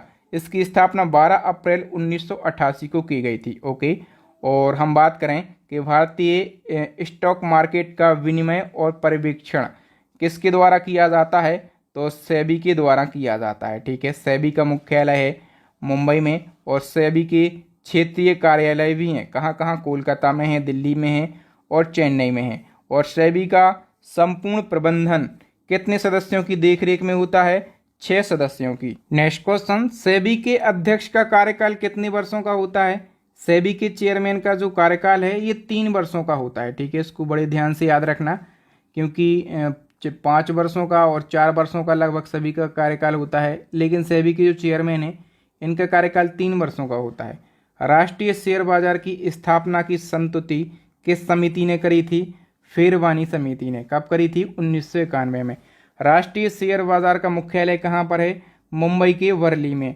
Bombay stock exchange की स्थापना करी गई थी 1875 में और बॉम्बे स्टॉक एक्सचेंज का जो हेडक्वार्टर है ये मुंबई के दलाल स्ट्रीट में स्थित है। नेक्स्ट क्वेश्चन है, विश्व का पहला संगठित शेयर बाजार कहाँ स्थापित किया गया था? तो नीदरलैंड में स्थापित किया गया था। और जो विश्व का पहला संगठित शेयर बाजार है इसका नाम है एम्स्टर्डम स्टॉक एक्सचेंज, ठीक है। और ये 1602 में स्थापित किया गया था। अमेरिका स्टॉक एक्सचेंज में सूचीबद्ध होने वाली प्रथम भारतीय कंपनी कौन सी थी? इन्फोसिस। मुंबई स्टॉक एक्सचेंज का संवेदी शेयर सूचकांक क्या है? करेक्ट आंसर हो जाएगा सेंसेक्स। और इस प्रकार के कुछ और क्वेश्चन पूछे जाएंगे, जैसे राष्ट्रीय स्टॉक एक्सचेंज का संवेदी शेयर सूचकांक क्या है? निफ्टी 50। ओके, गिल्ड एज्ड बाजार का संबंध किससे है? सरकारी प्रतिभूतियों के बाजार से। सार्वजनिक वितरण प्रणाली के अंतर्गत केंद्रीय निर्गम मूल्य निर्धारण हेतु किस समिति का गठन किया गया था? KR वेणुगोपाल समिति का। नेक्स्ट क्वेश्चन है, कोई बाजार क्रेता बाजार कब कहलाता है? तो जब मांग से अधिक पूर्ति होने लगती है, ठीक है। जब मांग से अधिक पूर्ति होती है तो वो बाजार क्रेता बाजार कहलाने लगता है। भारत के विनिवेश आयोग के प्रथम अध्यक्ष कौन थे? GB रामकृष्ण जो हैं ये विनिवेश आयोग के प्रथम अध्यक्ष थे। ऐसे लोग जो द्वितीयक बाजार की अपेक्षा प्राथमिक बाजार में निवेश करते हैं या फिर निवेश करना पसंद करते हैं वे कहलाते हैं स्टैग। मुद्रा बाजार का नियमन और नियंत्रण किसके द्वारा किया जाता है? तो आरबीआई के द्वारा किया जाता है। नेक्स्ट क्वेश्चन, भारत सरकार के द्वारा वर्ष 1993 में रंगराजन समिति की नियुक्ति किस लिए की गई थी? पूंजी विनिवेश के लिए। भारतीय जीवन बीमा निगम यानी कि एलआईसी की स्थापना 1 सितंबर 1956 को करी गई थी और किसान क्रेडिट कार्ड योजना कब प्रारंभ करी गई थी? इसमें स्टार मार्क लगाइए। तो 1998 1999 में ये क्वेश्चन पूछा जाता है। आर.एन. मल्होत्रा समिति का संबंध किस क्षेत्र से है? तो बीमा क्षेत्र से है। नेक्स्ट क्वेश्चन है, साख निर्धारण के संबंध में भारत की सबसे पुरानी क्रेडिट रेटिंग संस्था कौन सी है? इसका सही आंसर हो जाएगा क्रिसिल। ओके, और ये कब स्थापित हुई थी? 1987 में। पूंजी बाजार तथा उद्योग जगत में प्रतिष्ठित एवं बड़ी कंपनियों को किस नाम से जाना जाता है? करेक्ट आंसर हो जाएगा ब्लू चिप कंपनी के नाम से। कौन सी एकमात्र कंपनी है जो भारत में भारतीय डिपॉजिटर रसीद के रूप में सूचीबद्ध है? करेक्ट आंसर हो जाएगा standard character bank. Next question है, भारतीय पूंजी बाजार घोटाले की पुनरावृत्ति को रोकने के लिए भारत सरकार ने किसे नियामक शक्तियां सौंपी हैं? करेक्ट आंसर हो जाएगा दोस्तों सेबी के लिए सौंपी हैं। जापान स्टॉक एक्सचेंज का अंश मूल्य सूचकांक क्या है? निक्की। और न्यूयॉर्क स्टॉक एक्सचेंज का जो मूल्य सूचकांक है ये डो जोन्स है। कोस्पी किस देश के स्टॉक एक्सचेंज का मूल्य सूचकांक है? दक्षिण कोरिया का। इटली स्टॉक एक्सचेंज का मूल्य सूचकांक क्या है? ये क्वेश्चन पूछे जाते हैं। आपको ये थोड़ा सा लग रहा होगा कि सर किस टाइप के क्वेश्चन है, तो इस टाइप के क्वेश्चन ही पूछे जाते हैं। ठीक है, तो अभी इटली स्टॉक एक्सचेंज की बात करें तो मेबटेल इसका मूल्य सूचकांक है। नेक्स्ट क्वेश्चन है, फ्रांस के स्टॉक एक्सचेंज का संवेदी सूचकांक क्या है? CAC। और ब्राजील का संवेदी सूचकांक क्या है? बोवेस्पा। भारत में सर्वप्रथम आयकर कब लगाया गया था? 24 जुलाई 1860 में पहली बार भारत में आयकर लगाया गया। भारत में प्रत्येक वर्ष किस दिन आयकर दिवस यानी कि इनकम टैक्स डे मनाया जाता है? तो पहली बार 24 जुलाई को लगाया गया था। ठीक है, इसलिए 24 जुलाई को ही इनकम टैक्स डे मनाया जाता है। सरकारी व्यय को नियंत्रित करने वाला कौन सा मंत्रालय है? तो वित्त मंत्रालय सरकारी व्यय को नियंत्रित करता है। नेक्स्ट क्वेश्चन है, कृषि आयकर सर्वप्रथम कब लगाया गया था? 1938 में, और सबसे पहले कृषि आयकर बिहार में लगाया गया था। ठीक है, शराब पर उत्पाद यानी कि एक्साइज ड्यूटी किसके द्वारा लगाया जाता है? राज्य सरकार के द्वारा। संशोधित मूल्य वर्धित कर का संबंध किससे है? तो इसका संबंध जो है उत्पाद कर से है। ठीक है, भारत में सबसे पहले मूल्य वर्धित कर या फिर इसको क्या कहा जाता है? वेट कहा जाता है, वैल्यू एडेड टैक्स कहा जाता है। ठीक है, तो सबसे पहले जो वेट है ये लागू करने वाला राज्य कौन सा है? सबसे पहले वेट हरियाणा में लागू किया गया था। कब? 2005 में। तो इस क्वेश्चन में भी आप 5 स्टार मार्क कर लीजिए, ये क्वेश्चन भी कई बार रिपीट हुआ है। नेक्स्ट क्वेश्चन है, भारत सरकार के बजट में न्यूनतम वैकल्पिक कर यानी कि MAT का समावेशन कब किया गया था? वर्ष 1996-97 में, जब आय में वृद्धि होने के साथ साथ उस पर लगने वाले कर की दर में वृद्धि होती है, उसे कौन सी प्रणाली कहते हैं? प्रगतिशील कर प्रणाली। भारत में आयकर की शुरुआत किसने की थी? जेम्स विल्सन ने। निगम कर यानी कि कॉरपोरेट टैक्स किस पर लगाया जाता है? तो घरेलू एवं विदेशी दोनों कंपनियों पर निगम यानी कि कॉरपोरेट टैक्स लगाया जाता है। नेक्स्ट क्वेश्चन, आयात और निर्यात पर लगाए जाने वाले कर को किस नाम से जाना जाता है? सीमा कर यानी कि कस्टम ड्यूटी के नाम से। नेक्स्ट क्वेश्चन है, आयकर अधिनियम की धारा 88 के अंतर्गत कर छूटों को समाप्त करने की अनुशंसा किस समिति ने करी थी? केलकर समिति ने। भारतीय राष्ट्रीय राजमार्ग प्राधिकरण के वित्त का प्रमुख स्रोत क्या है? उपकर। नेक्स्ट क्वेश्चन है, किसी विशेष उद्देश्य की पूर्ति के लिए कर आधार पर लगाया गया अन्य कर क्या कहलाता है? तो कर आधार पर जो अन्य कर लगाया जाता है उसको ही उपकर कहा जाता है। सेवा कर, बिक्री कर, उत्पाद कर तथा सीमा शुल्क कर किस श्रेणी के अंतर्गत आते हैं? अप्रत्यक्ष कर के अंतर्गत आते हैं। और व्यक्तिगत आयकर, निगम कर, उपहार कर, संपत्ति कर, ब्याज कर तथा प्रतिभूति उपहार कर, ये जो हैं ये केंद्र सरकार की प्रत्यक्ष कर श्रेणी के अंतर्गत आते हैं। नेक्स्ट वन की बात करें, भू राजस्व कर, कृषि आय कर, व्यवसाय कर, रोजगार पर कर तथा पथ कर। ठीक है, ये जो हैं ये राज्य सरकार की प्रत्यक्ष कर श्रेणी में आते हैं। बिक्री कर, व्यापार कर, स्टाम्प शुल्क, व्यवसाय कर, राज्य उत्पाद कर, वाहनों पर कर, शिक्षा उपकर, सट्टेबाजी पर कर, डीजल पेट्रोल पर बिक्री कर, ये सारे के सारे जो हैं ये राज्य सरकार के अप्रत्यक्ष कर की श्रेणी में आते हैं। ओके, नेक्स्ट क्वेश्चन है, व्यक्तिगत रूप से तथा समाज के लिए हानिकारक वस्तुओं और सेवाओं पर लगाया जाने वाला क्या कहलाता है? सिन कर कहलाता है। ठीक है, सिन टैक्स कहलाता है। स्टाम्प शुल्क का आरोपण किसके द्वारा आरोपित किया जाता है? केंद्र सरकार के द्वारा। स्टाम्प शुल्क का संग्रह और विनियोजन कौन करता है? राज्य सरकार। पहली बार सेवा कर किस वर्ष शुरू किया गया था? 1994 1995 में। नेक्स्ट क्वेश्चन है, कर के ऊपर लगाया गया अतिरिक्त कर क्या कहलाता है? तो ये अधिभार कहलाता है। ठीक है, और मैंने कहा था कि कर आधार पर, ठीक है, कर आधार पर यानी कि टैक्स बेस पर यदि कोई और कर लगा दिया जाए तो उसको क्या कहा जाता है? उसको उपकर कहा जाता है। ठीक है, और कर के ऊपर लगाया गया अतिरिक्त कर ये अधिभार कहलाता है। क्या कहलाता है? अधिभार। नेक्स्ट क्वेश्चन है, भारत में जीएसटी को अपनाने वाला पहला राज्य कौन सा है? तो दोस्तों ये है असम राज्य। ठीक है, कर ढांचे में सुधार के लिए सुझाव देने हेतु किस समिति का गठन किया गया? करेक्ट आंसर हो जाएगा चलैया समिति का। 1991 में गठन किया गया। भारत में सबसे ज्यादा राजस्व किससे प्राप्त होता है? ये क्वेश्चन भी इंपॉर्टेंट है। तो उत्पाद शुल्क से भारत में सबसे ज्यादा राजस्व की प्राप्ति होती है। वाचु समिति का संबंध किस कार्य क्षेत्र से है? तो वाचु समिति का संबंध है प्रत्यक्ष कर से। नेक्स्ट है एल के झा समिति। ठीक है, इसका अप्रत्यक्ष कर से संबंध है। और पार्थ सारथी सीम समिति कर नीति से संबंध है। वाई वी रेड्डी समिति आयकर छूटों की समीक्षा इसने करी थी। केलकर समिति ये प्रत्यक्ष और परोक्ष कर से संबंधित है। नीति आयोग के उपाध्यक्ष की नियुक्ति कौन करता है?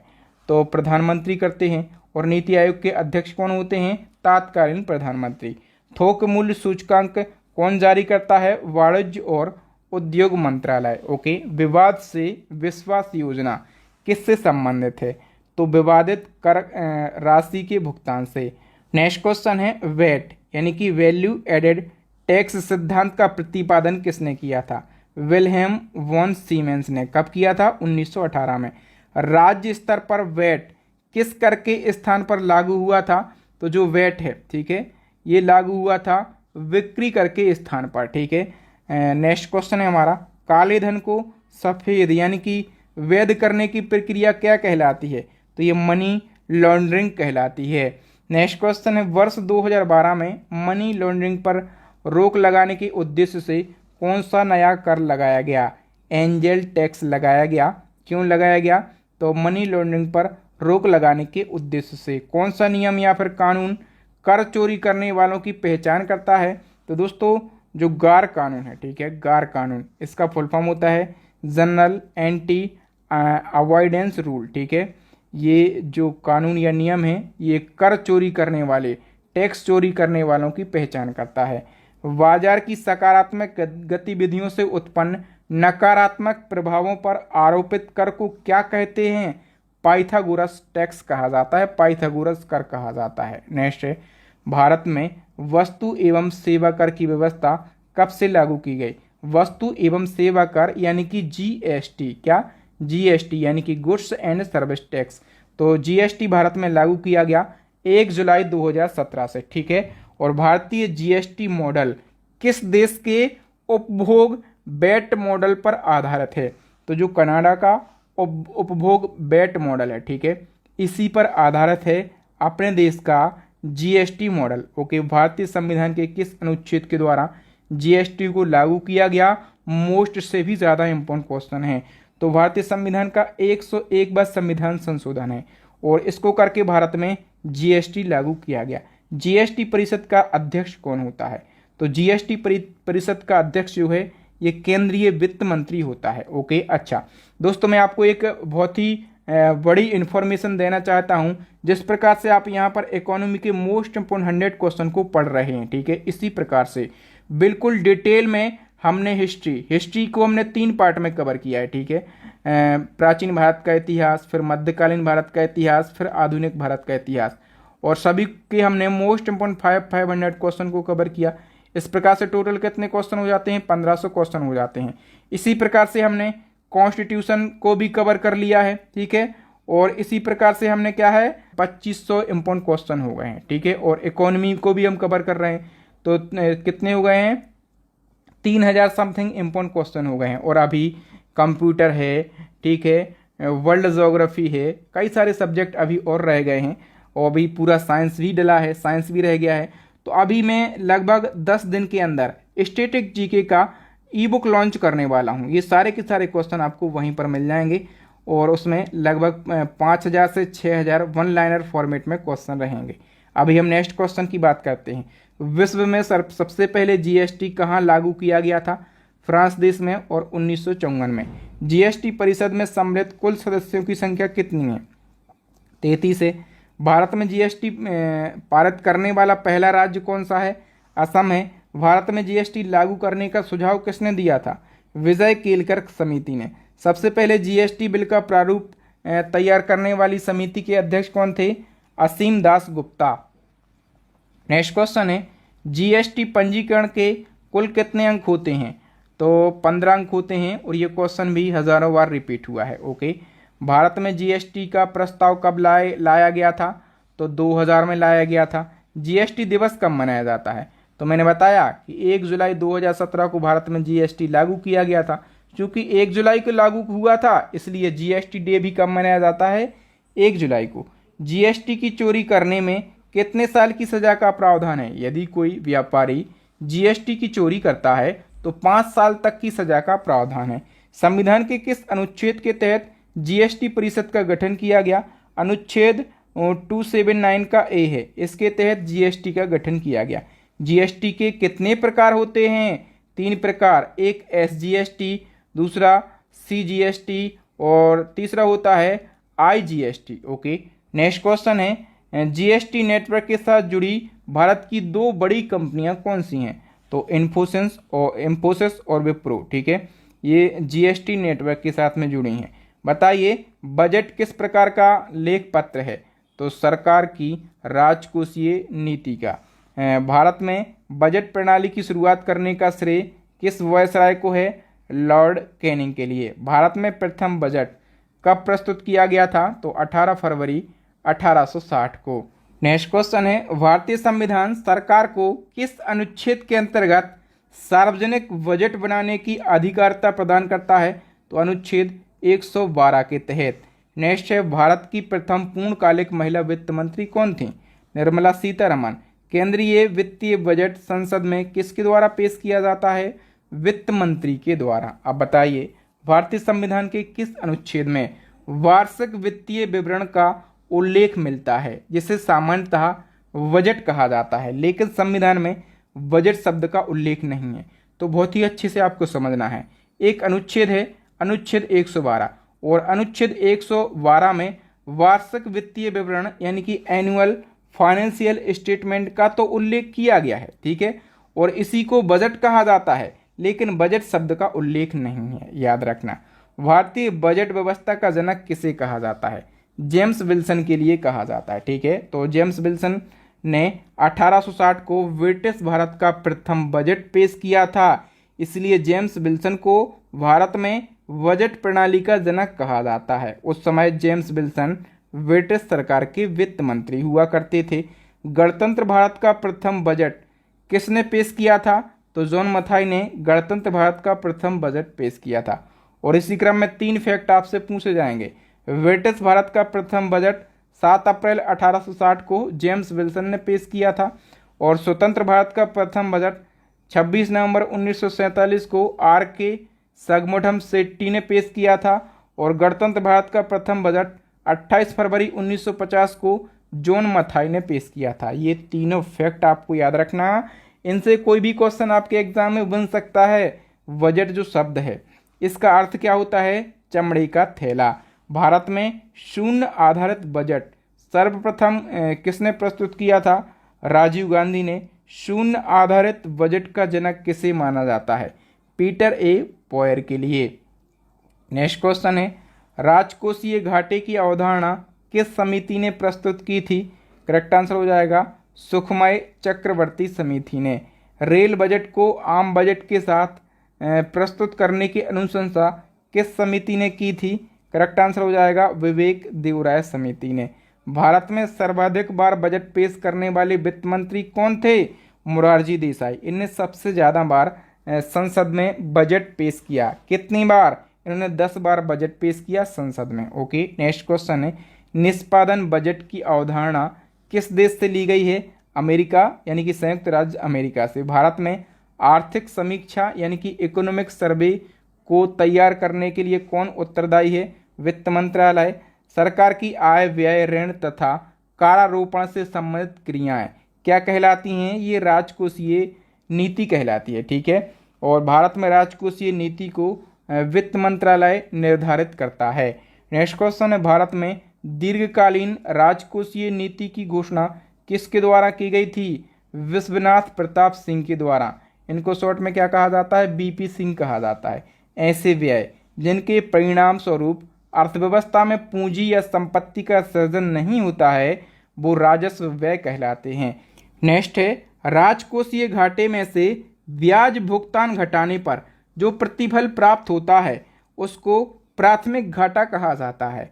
नेक्स्ट क्वेश्चन है, किसी वित्तीय वर्ष में जब कुल राजस्व प्राप्तियां कुल राजस्व व्यय से कम हों उसे क्या कहा जाता है? उसको ही राजस्व घाटा कहा जाता है। ठीक है, राजस्व घाटे में से पूंजी परिसंपत्तियों के सृजन हेतु अनुदान घटाने पर क्या प्राप्त होता है?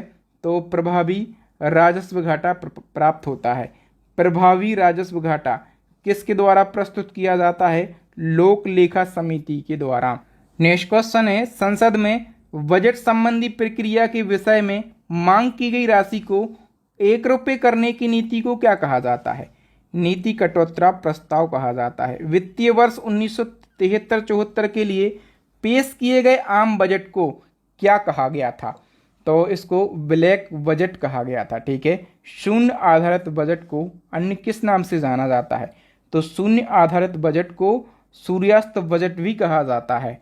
नेक्स्ट क्वेश्चन है, वर्ष 1948 के बजट में पहली बार अंतरिम शब्द का प्रयोग किसने किया था? R.K. षणमुखम शेट्टी ने। भारतीय संविधान में कृषि को किस सूची के अंतर्गत रखा गया है? तो इसको राज्य सूची के अंतर्गत रखा गया है। केंद्रीय बागवान संस्थान नागालैंड में स्थित है। और कृषि मूल्य आयोग की स्थापना कब की गई थी? 1965 में। नेक्स्ट क्वेश्चन है, कृषि मूल्य आयोग का नाम बदल के कृषि लागत और मूल्य आयोग कब किया गया? 1985 में। नेक्स्ट क्वेश्चन है, कृषि लागत और मूल्य आयोग के द्वारा न्यूनतम समर्थन मूल्य यानी कि एमएसपी की संस्तुति वर्ष में कितनी बार की जाती है? तो वर्ष में 2 बार की जाती है। कृषि लागत और मूल्य आयोग का मुख्यालय कहाँ पर है? न्यू दिल्ली के अंदर। नेक्स्ट क्वेश्चन है, राष्ट्रीय कृषि अनुसंधान प्रबंधन अकादमी का मुख्यालय हैदराबाद में है। 1 हेक्टेयर से कम कृषि भूमि क्या कहलाती है? सीमांत जोतें कहलाती हैं। यदि 1 हेक्टेयर से कम कृषि भूमि है तो उसको सीमांत जोतें कहते हैं। गन्ने की उचित एवं लाभप्रद कीमतों को कौन अनुमानित करता है? करेक्ट आंसर हो जाएगा आर्थिक मामलों की मंत्रिमंडलीय समिति। भारत में विश्व कृषि संगणना कार्यक्रम के अंतर्गत प्रथम कृषि संगणना कब की गई थी? 1970 में। नेक्स्ट क्वेश्चन है, मौसम आधारित फसल बीमा योजना सर्वप्रथम किस राज्य के द्वारा लागू की गई थी? कर्नाटक राज्य के द्वारा। भारत सरकार ने किस लिए कीमत स्थिरीकरण कोष की स्थापना करने का निर्णय लिया? कीमत स्थिरीकरण कोष का जो स्थापना करने का निर्णय है ये लिया गया चाय, कॉफ़ी, रबर और तंबाकू की कीमतों को स्थिर रखने के लिए। नेक्स्ट, राष्ट्रीय खाद्य सुरक्षा मिशन किस वर्ष प्रारंभ किया गया? 2007-8 में। नेक्स्ट क्वेश्चन है, राष्ट्रीय विशेष कृषि उपज योजना मुख्य रूप से किससे संबंधित है? तो निर्यात योग्य कृषि मूल्य से संबंधित है। एशिया का पहला मेगा फूड पार्क कहाँ स्थापित किया गया? तो रांची के कहाँ पर? गैतल सूद में, रांची के गैतल सूद में। राष्ट्रीय चावल शोध संस्थान ये कटक में है। भारतीय गन्ना प्रजनन संस्थान ये कोयम्बटूर में है। भारतीय डेयरी अनुसंधान संस्थान ये करनाल में है। ओके, और इसी क्रम में कुछ और हैं। केंद्रीय चाय कॉफी अनुसंधान संस्थान ये कहाँ पर है? कुर्ग में, ठीक है। जूट कृषि अनुसंधान संस्थान ये बैरकपुर में है। और टिड्डी चेतावनी संगठन ये जोधपुर में है। राष्ट्रीय मत्स्य उद्योग विकास बोर्ड हैदराबाद में है। राष्ट्रीय जैव उर्वरक विकास केंद्र गाजियाबाद में है। पशु चिकित्सा और जीव विज्ञान संस्थान ये बेंगलुरु में है। और हम बात करें पशु स्वास्थ्य संस्थान कहाँ पर है? जालंधर में। लघु किसान कृषि व्यापार संघ नई दिल्ली में है। भारतीय चारागाह एवं चार अनुसंधान संस्थान झांसी में है। सरकार खाद्य पदार्थों का क्रय किस मूल्य पर करती है? तो खाद्य पदार्थों का क्रय सरकार अधिप्राप्ति मूल्य पर करती है। खाद्यान्न की अधिप्राप्ति वितरण और भंडारण करने वाली नोडल एजेंसी कौन सी है? भारतीय खाद्य निगम यानी कि FCI यानी कि food corporation of India. Next question है, प्रथम विश्व खाद्य पुरस्कार किसे और कब दिया गया? ये भी इम्पोर्टेंट है। तो पहला खाद्य पुरस्कार दिया गया 1987 में और MS स्वामीनाथन के लिए। दीर्घकालीन कृषि ऋण किसके द्वारा प्रदान किया जाता है? भूमि विकास बैंक के द्वारा। भारत में प्रथम औद्योगिक नीति की घोषणा कब और किसके द्वारा की गई? तो श्यामा प्रसाद मुखर्जी के द्वारा प्रथम औद्योगिक नीति की घोषणा करी गई 6 अप्रैल 1948 में। नेक्स्ट क्वेश्चन है, भारत में लघु स्तर का मुख्य उद्योग कौन सा है? लघु स्तर का जो मुख्य उद्देश्य है वो हथकरघा उद्योग है, ठीक है। BSNL की स्थापना होती है सन 2000 में। कागज विनिर्माण उद्योग के लिए प्रसिद्ध कौन से स्थान हैं? यमुनानगर, गुवाहाटी और बल्लारपुर। मेक इन इंडिया कार्यक्रम का लोगो क्या है? ये कई बार पूछा जाता है। तो मेक इन इंडिया कार्यक्रम इसका लोगो शेर है। और मेक इन इंडिया कार्यक्रम की जो शुरुआत है 25 सितंबर 2014 को प्रधानमंत्री नरेंद्र मोदी जी के द्वारा करी गई थी। नेक्स्ट क्वेश्चन है, भारत में मिल निर्मित कपड़े का सर्वाधिक उत्पादन किस राज्य में किया जाता है? गुजरात राज्य में। भारत में उद्योग हेतु लाइसेंसिंग प्रणाली का आधार क्या है? करेक्ट आंसर हो जाएगा उद्योग अधिनियम 1951। भारत सरकार द्वारा महारत्न योजना की शुरुआत कब करी गई थी? तो महारत्न योजना की शुरुआत करी गई थी 2009 में। नेक्स्ट क्वेश्चन है, भारत का सबसे बड़ा संगठित और व्यापक उद्योग कौन सा है? कपड़ा उद्योग भारत का सबसे बड़ा उद्योग है। भारत की सिलिकॉन वैली किसको कहा जाता है? बेंगलुरु शहर को। मोस्ट से भी ज़्यादा इंपॉर्टेंट क्वेश्चन है। उदारीकरण, निजीकरण और भूमंडलीकरण की नई आर्थिक नीति की घोषणा किस वर्ष की गई थी? 1991 में। नई आर्थिक नीति 1991 सरकार के द्वारा किस सरकार के द्वारा लाई गई थी? तो नरसिम्हा राव सरकार के द्वारा। नेक्स्ट क्वेश्चन है, सूक्ष्म लघु एवं मध्यम विकास अधिनियम कब पारित किया गया? 2006 में। कारपोरेट सोशल रिस्पॉन्सिबिलिटी संबंधी कानून सर्वप्रथम किस देश ने बनाया था? अपने देश भारत ने। उद्योग का वार्षिक सर्वेक्षण किसके द्वारा किया जाता है? तो राष्ट्रीय प्रतिदर्श सर्वेक्षण संगठन के द्वारा। नेक्स्ट क्वेश्चन है, भारत में उदार औद्योगिक नीति किस वर्ष अपनाई गई? करेक्ट आंसर हो जाएगा 1991 में। नेक्स्ट क्वेश्चन है, सूचना क्रांति का जनक किसे कहा जाता है? आर्थर सी क्लार्क को। मीरठ सेठ समिति किससे संबंधित है? हथकरघा के विकास से। सत्यम समिति का संबंध वस्त्र नीति से है। भारत में पर्यटन और होटल उद्योग के विकास का उत्तरदायित्व किस पर है? भारत पर्यटन विकास निगम पर। नायक समिति का संबंध है लघु उद्योग से। नेक्स्ट क्वेश्चन है, आधुनिक सभ्यता के विकास के लिए सबसे मूलभूत उद्योग किसे माना जाता है? लोहा इस्पात उद्योग के लिए। हिंदुस्तान एरोनॉटिक्स लिमिटेड किससे संबंधित है? तो जो HAL कंपनी है ये वायुयानों के उत्पादन से संबंधित है। जो राउरकेला इस्पात संयंत्र है, ठीक है, इसकी स्थापना की गई थी 1955 में। और हम बात करें कि कहाँ पर स्थित है ये राउरकेला इस्पात संयंत्र, तो उड़ीसा में स्थित है। और ये पूछा जाएगा कि राउरकेला जो इस्पात संयंत्र है किस देश के सहयोग से इसको स्थापित किया गया? तो जर्मनी देश के सहयोग से स्थापित किया गया। और छत्तीसगढ़ में स्थित है भिलाई इस्पात संयंत्र। ठीक है, भिलाई इस्पात संयंत्र की स्थापना की गई थी 1955 में। और भिलाई इस्पात संयंत्र की जो स्थापना है ये रूस देश के सहयोग से करी गई थी। ठीक है, और इसी क्रम में हम बात करें दुर्गापुर इस्पात संयंत्र की, तो ये पश्चिम बंगाल में स्थित है। और इसकी स्थापना कब करी गई थी?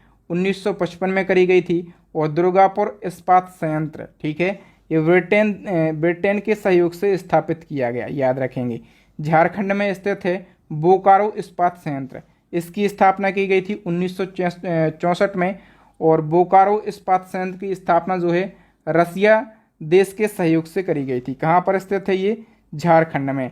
भारत में गरीबों को किस रूप में परिभाषित किया जाता है या किया गया है? तो कैलोरी प्राप्ति से। ठीक है, जितने कैलोरी ऊर्जा मिलेगी उससे तय होगा कि भारत में गरीबी है या नहीं, या कौन सा व्यक्ति गरीबी रेखा के नीचे है, कौन सा ऊपर है। तो भारत में निर्धनता के स्तर का आकलन किस आधार पर किया जाता है?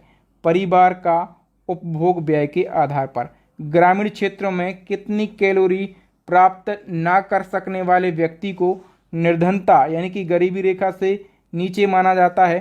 तो गांव के क्षेत्रों में, ग्रामीण क्षेत्रों में यदि कोई व्यक्ति 2400 कैलोरी प्राप्त नहीं कर पा रहा है, ठीक है, तो वो क्या है? वो गरीबी रेखा से नीचे है। और शहरी क्षेत्रों में यदि कोई व्यक्ति 2400 कैलोरी ऊर्जा प्राप्त नहीं कर पा रहा है तो वो गरीबी रेखा से नीचे माना जाता है। ठीक है, शहरी और ग्रामीण क्षेत्रों में 2400 कैलोरी है, और शहरी क्षेत्रों में कितना है? 2100 कैलोरी। और दांडेकर रथ फार्मूला किससे संबंधित है? तो ये गरीबी की माप से संबंधित है। नेक्स्ट क्वेश्चन है, वर्तमान समय में भारत में गरीबी रेखा का निर्धारण किसके द्वारा किया जाता है? तो गरीबी रेखा का निर्धारण ये नीति आयोग के द्वारा किया जाता है। आय के वितरण की विषमता के माप की सर्वाधिक प्रचलित विधि कौन सी है? गिनी गुणांक। गिनी गुणांक को किसने और कब विकसित किया था? कोरेडो गिनी ने। ठीक है, और इन्हीं के नाम पर इसको गिनी गुणांक कहा गया, और 1912 में विकसित किया गया था गिनी गुणांक। नेक्स्ट क्वेश्चन है, लॉरेंज वक्र को किसने और कब विकसित किया था?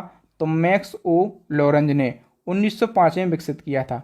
निर्धनता के दुष्चक्र का सिद्धांत किसके द्वारा दिया गया था? प्रोफेसर रेगनर नक्सरे के द्वारा। ठीक है, गरीबी उन्मूलन का नारा किस पंचवर्षीय योजना में दिया गया था? 6वीं पंचवर्षीय योजना में। भारत में गरीबी की गहनता के माप के लिए सबसे उपयुक्त मापदंड क्या है? बहुआयामी गरीबी सूचकांक। नेक्स्ट क्वेश्चन है, बहुआयामी सूचकांक की गणना में किसे इकाई माना गया है? तो बहुआयामी सूचकांक की जो गणना होती है उसमें परिवार को इकाई माना गया है। भारत में अधिकांश बेरोजगारी किस प्रकार की है, किस श्रेणी की है? मोस्ट इम्पोर्टेंट है। तो भारत में संरचनात्मक बेरोजगारी अधिकांश पाई जाती है। अच्छा, संरचनात्मक बेरोजगारी आप लोग समझते हैं, सबसे ज़्यादा संरचनात्मक बेरोजगारी जो है ये ग्रामीण क्षेत्रों में देखने के लिए मिलती है। और जो लोग कृषि में लगे हैं, ठीक है, ऐसे लोगों में सबसे ज़्यादा संरचनात्मक बेरोजगारी देखने के लिए मिलती है। संरचनात्मक बेरोजगारी क्या होती है? तो देखिए, ऐसा लगता है कि लोग काम में लगे हैं, ठीक है, रोजगार से लगे हैं, लेकिन वो एक्चुअल में फ्री होते हैं।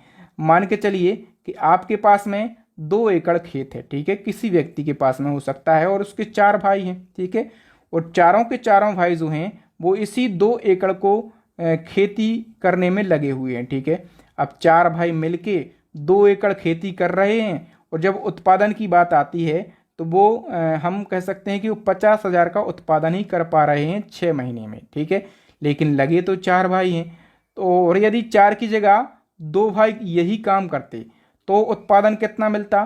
तब भी उत्पादन लगभग 50,000 ही मिलना था। तो कहने के लिए ये है कि 2 भाई मिलके भी 2 भाई भी कर सकते हैं, 4 भाई मिलके भी 2 एकड़ खेती को कर सकते हैं, और एक अकेला भी कर सकता है। रिजल्ट उतना ही मिलना है, उत्पादन उतना ही मिलना है। तो बाकी के ये 3 लोग जो हैं ये ऐसा लग तो रहा है कि काम में लगे हैं, लेकिन वो एक्चुअली बेरोजगार हैं। वो कुछ और कर सकते हैं, कोई और सोर्स बना सकते हैं इनकम का, कहीं और से पैसा कमा सकते हैं। तो ऐसा हम कह सकते हैं कि ऐसा क्षेत्र जहाँ पर यह प्रतीत होता है कि लोग काम में लगे हैं लेकिन वो एक्चुअल में बेरोजगार होते हैं, तो उसको कहा जाता है संरचनात्मक बेरोजगारी। ठीक है। और बंधुआ मजदूरी उन्मूलन अधिनियम कब पारित किया गया था? 1975 में। भारत में परिवार नियोजन कार्यक्रम किस वर्ष प्रारंभ किया गया था? 1952 में। अत्यधिक कुपोषण के कारण किस राज्य को भारत का इथोपिया कहा जाता है? सबसे ज़्यादा कुपोषण मध्य प्रदेश के एक श्योपुर जिला में फैला हुआ है। ठीक है। और कुपोषण के कारण, अधिक कुपोषण के कारण मध्य प्रदेश राज्य को भारत का इथोपिया कहा जाता है। नेक्स्ट क्वेश्चन है, राष्ट्रीय सामाजिक सहायता कार्यक्रम का उद्देश्य क्या है? अत्यधिक गरीबों हेतु वृद्धावस्था पेंशन। तेंदुलकर समिति का संबंध गरीबी से है। योजना आयोग ने किस वर्ष तेंदुलकर समिति बनाई थी? 2004 में। तेंदुलकर समिति ने भारत में गरीबी रेखा के नीचे कितनी जनसंख्या के अनुमान का आकलन किया था? तो तेंदुलकर समिति ने बताया था कि भारत की कुल आबादी का 37.2% गरीबी रेखा के नीचे हैं। गरीबी क्षमताओं का अभाव है, यह कथन किसका है? ये भी पूछा जाता है। प्रोफेसर अमर्त्य सेन का ये कथन है कि गरीबी क्षमताओं का अभाव है। ओके। नेक्स्ट क्वेश्चन है, विश्व बैंक की रिपोर्ट के अनुसार भारत में 50% से अधिक निर्धन किन 4 राज्यों में निवास करते हैं? तो देखिए दोस्तों, बिहार, उत्तर प्रदेश, मध्य प्रदेश और उड़ीसा, इन 4 राज्यों में 50 टोटल गरीबों का 50% निवास करता है। ओके। भारत में सामुदायिक विकास के मुख्य निर्माता किसे माना जाता है? सुरेश कुमार के लिए ट्राइसेम कार्यक्रम किससे संबंधित है? ग्रामीण विकास से संबंधित है। नेक्स्ट क्वेश्चन है, भारत सरकार द्वारा चलाया गया मिशन इंद्रधनुष। ठीक है। और मिशन इंद्रधनुष कब चलाया गया? देखिए, क्वेश्चन भले एक होता है लेकिन मैं प्रयास ये करता हूं कि वहीं पर उससे रिलेटेड और फैक्ट बता दूं। मिशन इंद्रधनुष ये 2014 में शुरू किया गया। ठीक है। और इसका संबंध है बच्चों और गर्भवती महिलाओं के टीकाकरण से। ठीक है। बच्चों और गर्भवती महिलाओं के टीकाकरण के लिए चलाया गया था मिशन इंद्रधनुष 2014 में। जीवन की भौतिक गुणवत्ता का सर्वाधिक उपयुक्त आकलन किस पर आधारित है? तो शिशु मृत्यु दर तथा साक्षरता पर। प्रथम स्वास्थ्य नीति की घोषणा कब की गई थी? 1983 में। राष्ट्रीय ग्रामीण स्वास्थ्य मिशन किस पंचवर्षीय योजना में प्रारंभ किया गया? 10वीं पंचवर्षीय योजना। नेक्स्ट क्वेश्चन है, प्रधानमंत्री जन धन योजना का मुख्य उद्देश्य क्या है? वित्तीय समावेश को प्रोत्साहन। प्राथमिक शिक्षा के सार्वभौमिकरण के लिए सर्व शिक्षा अभियान किस वर्ष प्रारंभ किया गया? सर्व शिक्षा अभियान 2001 में प्रारंभ किया गया। हरित विकास यानी कि ग्रीन डेवलपमेंट नामक जो बुक है ये WM एडम्स ने लिखी है। नेक्स्ट क्वेश्चन है, UIDAI यानी कि unique identification authority of India योजना के अंतर्गत पहला आधार गांव कौन सा है? तो महाराष्ट्र का थेम्बली गांव है। ठीक है। ये पहला आधार गांव है। इको मार्क प्रमाण पत्र किन भारतीय उत्पादों को दिया जाता है? तो ऐसे भारतीय उत्पाद जो पर्यावरण के प्रति मैत्रीपूर्ण होते हैं उनको दिया जाता है इको प्रमाण पत्र। मध्याह्न भोजन हेतु प्रबंध तथा वित्तीय व्यवस्था किसके द्वारा की जाती है? शिक्षा मंत्रालय के द्वारा मध्याह्न भोजन की व्यवस्था करी जाती है। नेक्स्ट क्वेश्चन है, भारत में अक्षय पात्र फाउंडेशन का संबंध किससे है? अक्षय पात्र फाउंडेशन प्राथमिक विद्यालयों में मध्याह्न भोजन वितरण करने के लिए अक्षय पात्र फाउंडेशन स्थापित हुआ। सामान्य संतुलन सिद्धांत किसने प्रतिपादित किया? तो लियोन वालरस ने। ठीक है। 1874 में। और लियोन वालरस ये फ्रांसीसी अर्थशास्त्री हैं। ऑपरेशन ब्लैक बोर्ड किससे संबंधित है? प्राथमिक शिक्षा से संबंधित है। नेक्स्ट क्वेश्चन है, भारत में शिक्षित बेरोजगारों का सबसे ज्यादा प्रतिशत कहाँ पर है? शिक्षित बेरोजगारों का सबसे ज्यादा प्रतिशत है केरला में। लोकनायक जयप्रकाश नारायण के जन्म दिवस पर किस योजना को शुरू किया गया? सांसद आदर्श ग्राम योजना। ठीक है। और ये कब शुरू की गई? 11 अक्टूबर 2014 को। विकसित देशों में किस प्रकार की बेरोजगारी पाई जाती है? जो देश विकसित हो गए हैं, जो देश विकसित हैं उनमें चक्रीय तथा घर्षण बेरोजगारी पाई जाती है। नेक्स्ट क्वेश्चन है, सरकारी स्तर पर सर्वप्रथम परिवार नियोजन कार्यक्रम किस देश में अपनाया गया था? तो परिवार नियोजन का कार्यक्रम सबसे पहले भारत ने अपनाया था। जब कुल उत्पादन स्थिर होता है तो सीमांत उत्पादन कितना होगा? जब कुल उत्पादन स्थिर हो तो सीमांत उत्पादन 0 होगा। एनर्जी स्टैटिस्टिक्स नामक रिपोर्ट कौन प्रकाशित करता है? केंद्रीय सांख्यिकी संगठन। नेक्स्ट क्वेश्चन है, वैश्विक भुखमरी सूचकांक यानी कि ग्लोबल हंगर इंडेक्स रिपोर्ट के मुख्य घटक क्या हैं? अल्पपोषण, शिशु वृद्धिरोधन तथा शिशु मृत्यु दर, ये भुखमरी सूचकांक के मुख्य घटक हैं। इंडियाज इकोनॉमिक क्राइसिस नामक जो बुक है ये लिखी गई है डॉक्टर बिमल जालान के द्वारा। मराकेश संधि किससे संबंधित है? दृष्टिबाधित लोगों की शिक्षा से संबंधित है मराकेश संधि। विश्व उपभोक्ता अधिकार दिवस कब मनाया जाता है? 15 मार्च को मनाया जाता है। पिछड़े देशों के लिए रोलिंग प्लान का सुझाव किसने दिया था?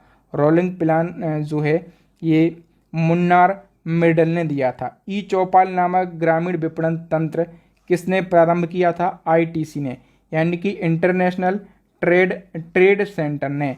भारतीय उद्यमिता विकास संस्थान कहाँ पर स्थित है? गुजरात के अहमदाबाद में। आइए नेक्स्ट वन की बात करें। प्लानिंग एंड द पुअर नामक पुस्तक के लेखक कौन है? वीएस मिन्हास। अर्थशास्त्र का प्रथम नोबेल पुरस्कार किसे और कब दिया गया था? तो अर्थशास्त्र का जो पहला नोबेल पुरस्कार है ये जॉन टिनबर्गेन को दिया गया था 1969 में। अच्छा, हम बात करें कि जो अर्थशास्त्र का नोबेल पुरस्कार है ये कब दिया जाने लगा? कब से? 1968 से। तो 1969 में पहली बार दिया गया जॉन टिनबर्गेन को, ठीक है। और अब क्वेश्चन पूछा जाएगा कि अर्थशास्त्र का नोबेल पुरस्कार प्राप्त करने वाले पहले भारतीय अर्थशास्त्री कौन है? पहले भारतीय अर्थशास्त्री पूछा जाता है अमर्त्य सेन है। और अमर्त्य सेन को कब दिया गया था अर्थशास्त्र का नोबेल पुरस्कार? 1998 में। और अमर्त्य सेन को एक और पूछा जाता है कि भारत रत्न कब दिया गया था? तो भारत रत्न दिया गया था 1999 में, ये भी याद रखेंगे। भारतीय पेटेंट कानून कब लागू हुआ? 1972 में। नेक्स्ट क्वेश्चन है, विश्वव्यापी महामंदी दी ग्रेट डिप्रेशन कब हुई थी? तो करेक्ट आंसर हो जाएगा 1929 में हुई थी। पूंजी का संग्रहण नामक पुस्तक के लेखक कौन है? करेक्ट आंसर हो जाएगा जॉन रॉबिन्सन। अर्थशास्त्र की पुस्तक दी थ्योरी ऑफ इनकम के लेखक कौन है? करेक्ट आंसर हो जाएगा J.M.. Keynes. Principle of economics नामक जो पुस्तक है इसके लेखक हैं अल्फ्रेड मार्शल। नेक्स्ट क्वेश्चन है, एडम स्मिथ की पुस्तक दी वेल्थ ऑफ नेशन किस वर्ष प्रकाशित हुई? तो सबसे पहले याद रखो दी wealth of nation Adam Smith के द्वारा लिखित पुस्तक है। 1776 में ये प्रकाशित होती है। आर्थिक विकास के क्षेत्रक दृष्टिकोण के प्रतिपादक कौन थे? फिशर और क्लार्क। तातीपाका तेल शोधन कारखाना किस राज्य में स्थित है? आंध्र प्रदेश में। वर्गसन मापदंड किससे संबंधित है? कल्याण अर्थशास्त्र से। डिजिटल इंडिया कार्यक्रम की शुरुआत हुई थी 21 अगस्त 2014 को। इसी क्रम में कुछ और योजनाएं हैं उनको भी हम जान लेते हैं। प्रधानमंत्री जन धन योजना 28 अगस्त 2014 को शुरू की गई। स्वच्छ भारत मिशन 2 अक्टूबर 2014 को शुरू किया गया। फास्टैग योजना 31 अक्टूबर 2014 को शुरू की गई। मिशन इंद्रधनुष जो टीकाकरण अभियान है, ठीक है, जो मैंने अभी आपको बताया था कि ये महिलाओं और गर्भवती बच्चों के टीकाकरण से इसका संबंध है, 25 दिसंबर 2014 को शुरू किया गया। बेटी बचाओ बेटी पढ़ाओ योजना जो है ये 22 जनवरी 2015 को शुरू हुई और 22 जनवरी 2015 को सुकन्या समृद्धि योजना भी शुरू की गई थी। ओके, और हम बात करें प्रधानमंत्री कौशल विकास योजना 20 फरवरी 2015 को शुरू हुई। प्रधानमंत्री सुरक्षा बीमा योजना 9 मई 2015 को शुरू हुई। अटल पेंशन योजना 9 मई 2015 को शुरू हुई। स्मार्ट सिटी परियोजना 25 जून 2015 को शुरू हुई। स्टार्टअप इंडिया योजना 16 जनवरी 2016 को शुरू हुई। प्रधानमंत्री उज्ज्वला योजना 1 मई 2016 को ये शुरू हुई। ओके, हम बात करें नमामि गंगे योजना की तो 7 जुलाई 2016 को शुरू हुई। प्रधानमंत्री ग्रामीण डिजिटल साक्षरता योजना 8 फरवरी 2017 को शुरू हुई। गरीबी भारत छोड़ो अभियान 11 अक्टूबर 2017 को यह अभियान शुरू हुआ। समग्र शिक्षा अभियान 1 अप्रैल 2018 को। आयुष्मान भारत योजना 25 सितंबर 2018 को। आत्मनिर्भर भारत अभियान 12 मई 2020 को शुरू हुआ। ओके, और हम बात करें किसान सम्मान निधि योजना तो 1 फरवरी 2019 को शुरू हुआ। और कृषि को उद्योग का दर्जा सर्वप्रथम किस राज्य ने और कब दिया? तो कृषि को उद्योग का दर्जा महाराष्ट्र ने दिया सबसे पहले। और कब दिया? 1997 में। विश्व की सर्वाधिक सहकारी संस्थाएं किस देश में हैं? तो सबसे ज़्यादा सहकारी संस्थाएं जो हैं पूरे विश्व की, ये अपने देश भारत में हैं। भारत का सर्वाधिक नगरीकरण वाला राज्य कौन सा है? सर्वाधिक नगरीकरण वाला राज्य गोवा। भारत में डीजल इंजन बनाने वाला पहला कारखाना कहाँ पर खोला गया था? तो ये महाराष्ट्र के सतारा में खोला गया था। और कब? 1932 में